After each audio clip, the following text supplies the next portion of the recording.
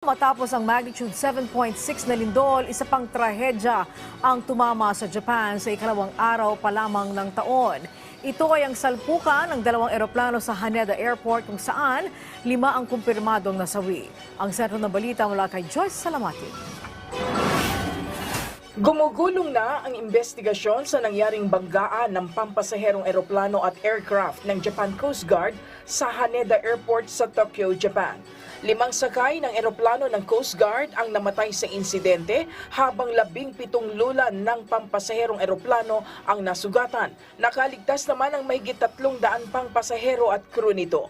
Kwento ng ilan sa nakaligtas, nakarinig sila ng malakas na pagsabog bago makita ang mabilis na pagkalat ng apoy sa runway. Anila, napuno muna ng usok ang loob ng pampasaherong eroplano bago ito nasunog.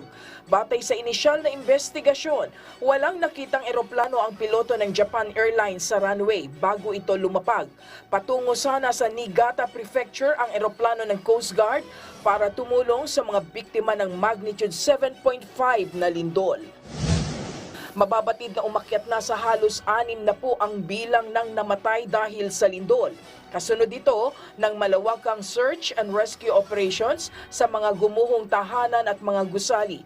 Sa katunayan, minamadali na ang mga isinasagawang operasyon para matagpuan ang mga posibleng survivors. Bagamat inalis na ang tsunami warning na unang inisyu ng otoridad, patuloy na hinihimok ni Prime Minister Fumio Kishida ang mga mamamayan na manatiling nakaalerto dahil sa mga posibleng aftershocks. Joyce Salamatin para sa Bayan.